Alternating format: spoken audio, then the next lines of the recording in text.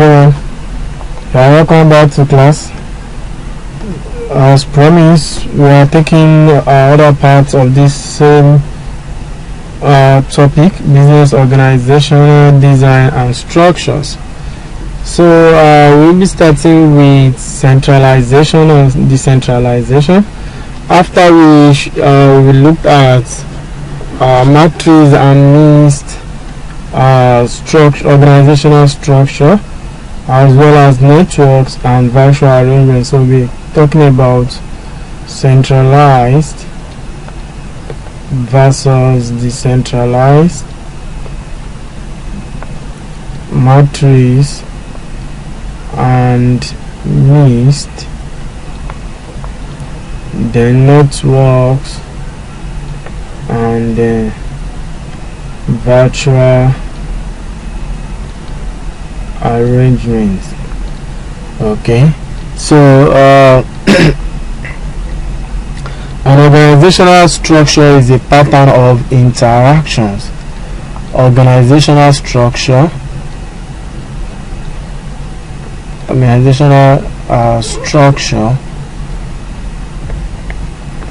is a pattern of interactions that link a company's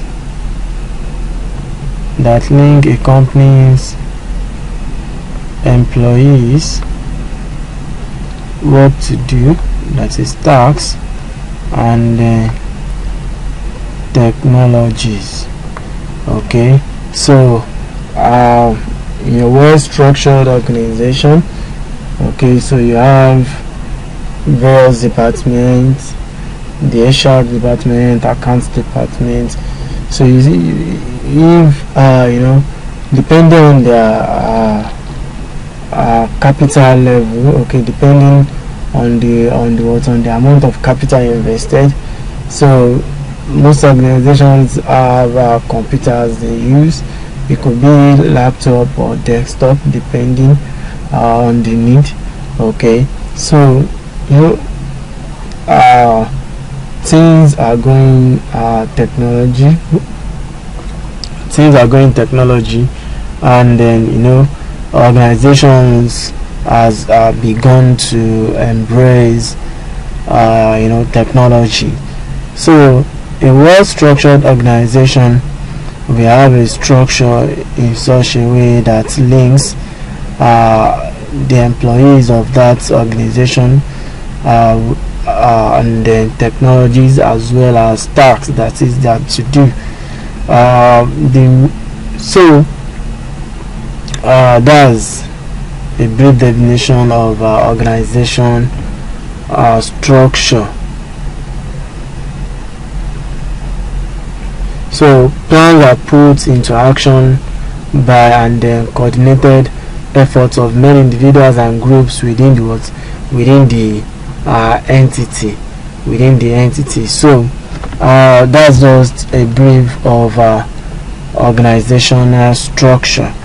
Now let's look at centralized and then decentralized type of organizational structure. Okay, so an important aspect of internal relationships is the extent to which decision making is centralized, so that major planning decisions are made and implemented by head office, or decentralized. You see, in a centralized organization, senior management retain most or all of the authority. Senior management retain most or all of the authority to make important decisions. While in a decentralized organization, the authority to take major decisions is delegated. Authority to take major decisions is delegated to the management, delegated to the management of units, delegated to management of units, at lower levels in the organization structure, such as the strategic business units. Okay, strategic business units managers, and then divisional managers and divisional managers. So the choice between a centralized and a decentralized organization depends to some extent on the preference of the senior management.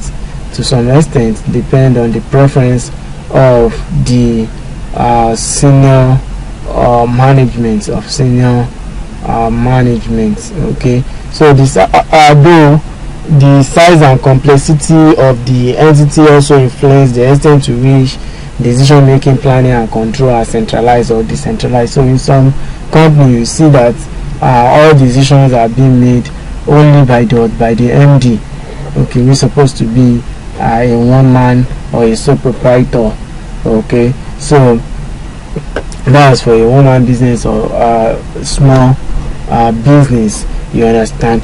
But a big company such as Dangote, Nestle and the likes, okay, so you see that most time the owners of the company are different from the management, okay, and the management has its hierarchical level, has its hierarchical organizational structure, where you have the appointed managing director, you have the finance director, executive director, so up to the lowest level in that organization. Okay, so planning and controlling out centralized or decentralized depend on the complexity and the size of the organization. So it is difficult to control a large and complex entity from head office, that is to have a centralized management. That would be difficult. Okay, so without delegating substantial amount of authority to divisional managers. Are we together? Okay, so again, the terms centralization and decentralization refer to the extent to which authority within an organization has been delegated. So in a centralized organization, large amount of authority and decision making responsibility is retained at the center of the organization.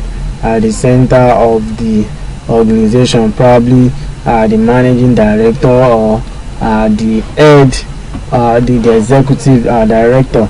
Okay, so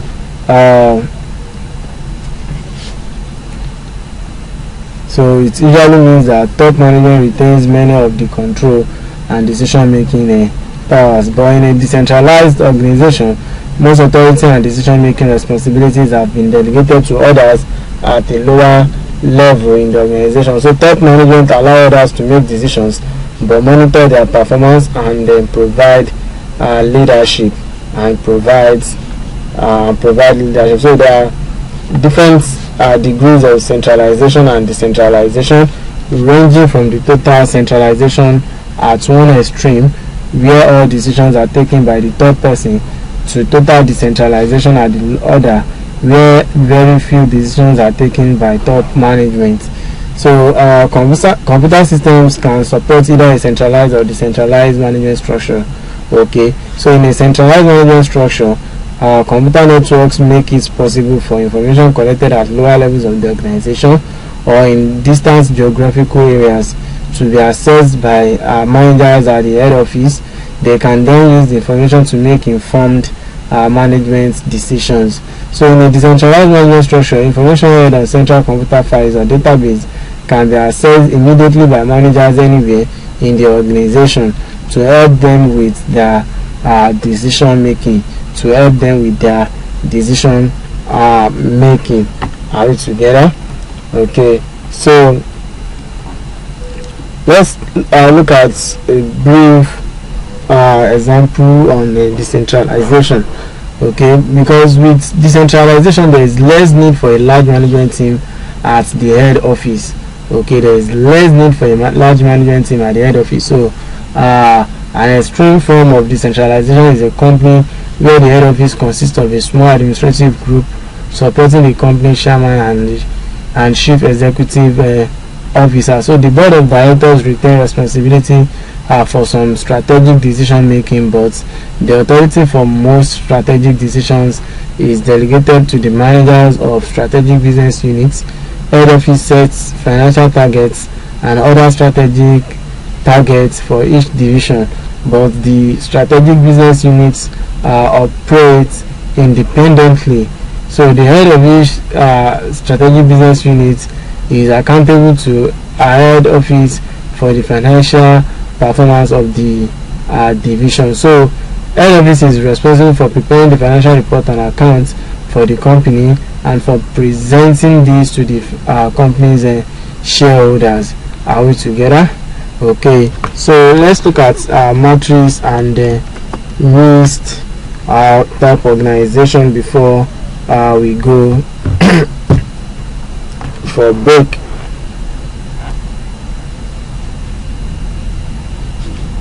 And just let me mention this before we go. One of the advantages of having a centralized management or decision making, okay, is that it gives senior management more control over the activities of the business, so that activities are coordinated more effectively. And for the decentralized, okay, so management at the lower level are able to respond more quickly to changes in business conditions and events. So decentralization is usually desirable in a fast changing and unpredictable business environment. Okay, so centralized management is more effective at applying standardization of products and procedures across the entire organization.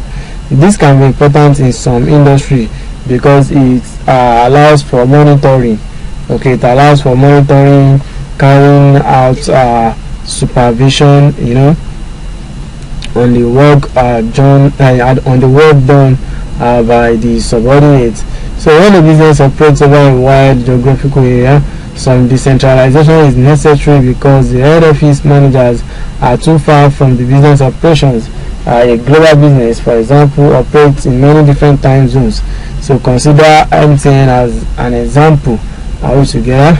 Okay, so let's look at matrix and mixed organization. Matrix and mixed organization.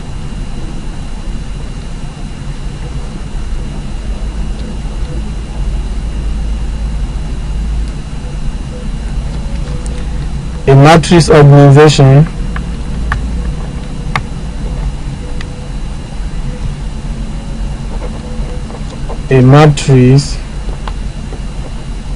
organization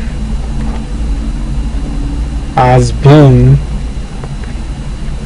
been defined as any organization. A matrix organization has been defined as any organization that employs a multiple command system that includes not only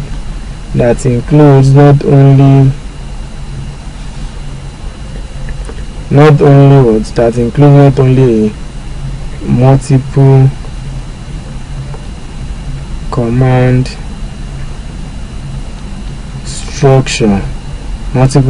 structure, but also related support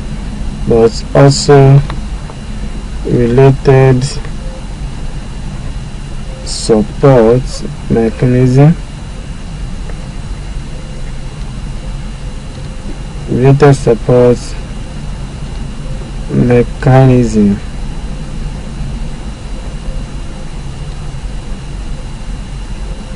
okay, related support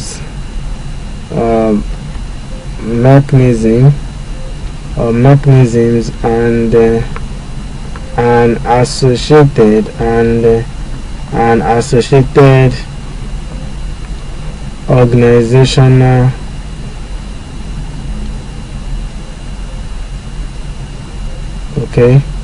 organizational culture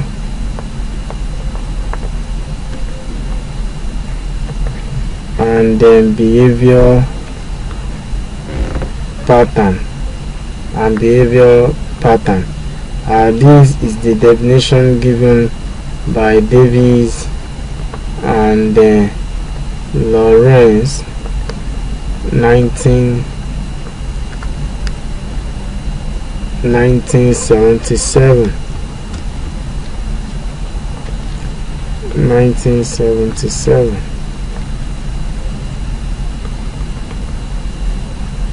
Again, the matrix organization has been defined as any organization that employs a multiple command system that includes not only a multiple command structure, but that includes multiple command structure and then also related support maintenance and an associated organizational culture and behavior pattern. Okay, so it was also suggested in this class that a weakness of function organization is that no single function has responsibility for a project when several departments are involved in the work. Okay, so the problem was recognized in the 1950s in the aerospace industry in United States of America, where major projects and customer orders involve the design, manufacture and testing of aircraft and their different parts, engines, wings, among others. So construction projects were often delayed by a failure in coordination between the different functional departments involved. Okay, so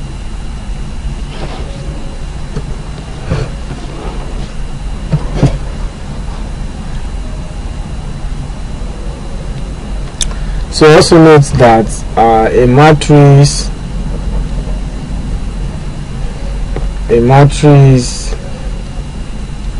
and then a project organization are similar in concept. Okay, so when the project organization, that is the project manager or management, comes to an end when the project ends, while matrix organization has a structure of authority and command that is permanent. Okay, that is permanent. So an organizational chart for a matrix structure shows functional responsibilities in vertical columns. So let's present a diagram.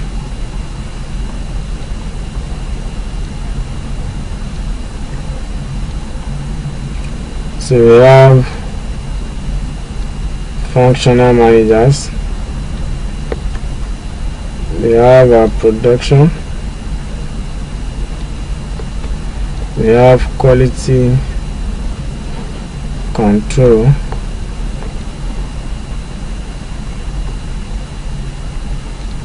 and we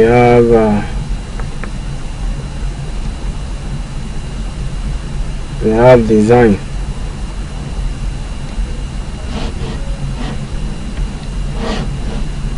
We have this and we have this. So we have the project managers here.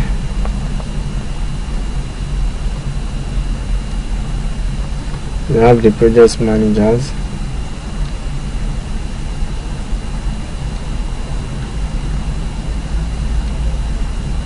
Okay, so we have responsible to quality control. We have project A.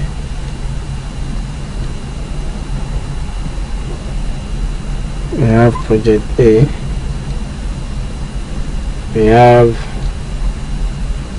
responsible to project manager. So we have project B, and we have the quality control experts.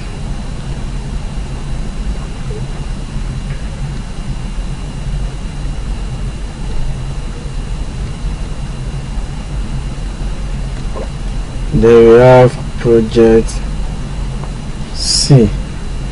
Okay, so this diagram,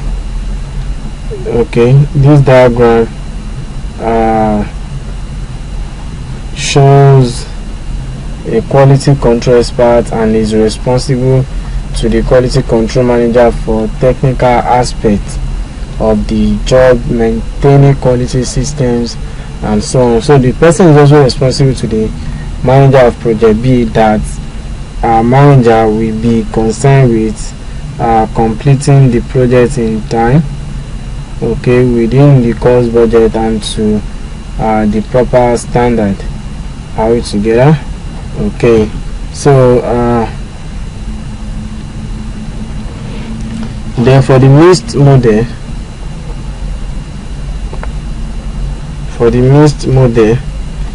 model approach to organizational structure is also referred to as the matrix organizational structure. Okay, so this method combines two or more departments within the company to leverage and benefit of both or all of them. So global corporations often use a mixed model approach to organizational structure, combining product divisions with geographical divisions. This approach has both advantages and disadvantages. So a mixed model or a mixed organizational structure has multiple lines of authority, with some employees reporting to at least two managers. There are functional managers who oversee departments such as engineering and marketing, and there are project managers who oversee employees who work on specific projects. So the project managers may also report to the functional managers. An example of an organization using the mixed model approach is Citn Group.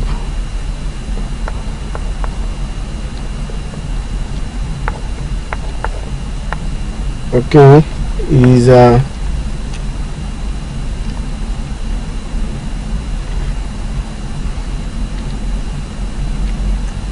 so a mixed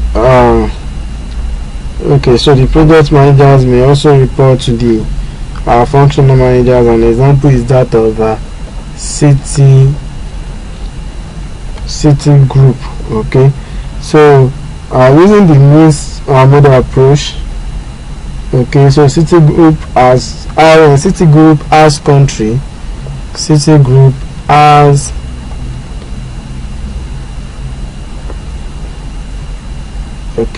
so Citn Group has country leaders and product leaders who work together on projects that overlap.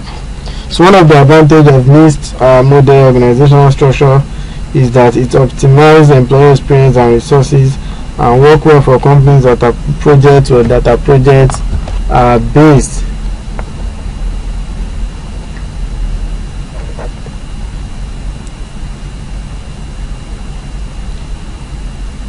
Okay.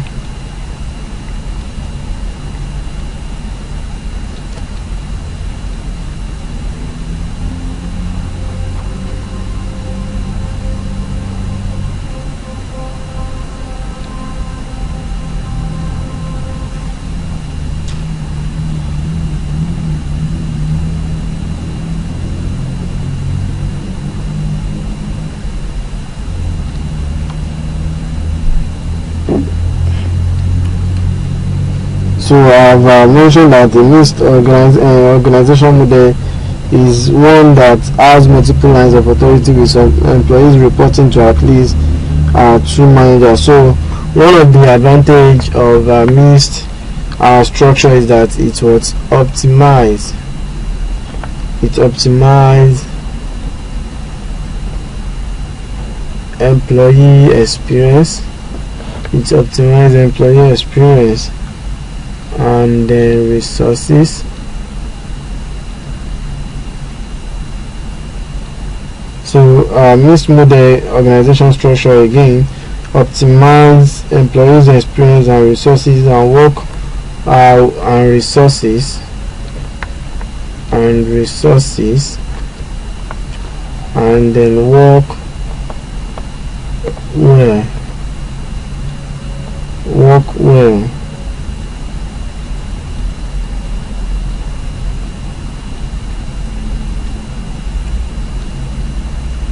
Okay, and work well for companies,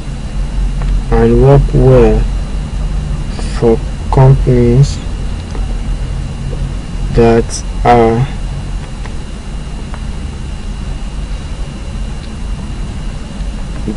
project based. So this structure can improve lines of communication and provide flexibility for work on multiple projects. So employees working on special projects still have links to their functional department and can refer back to the other members of their department for consultation and advice. So as we all know that anything that has advantage will only have disadvantage. So what are the disadvantages of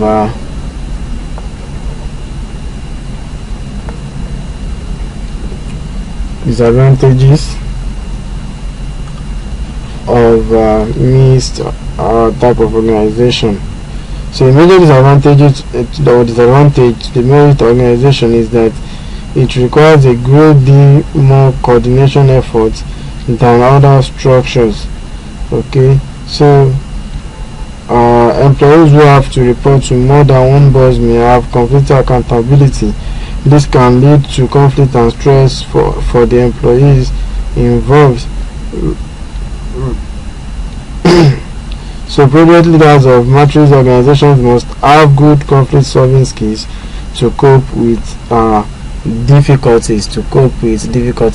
So let's go on break. When we come back, we shall continue from where we stop. Thank you.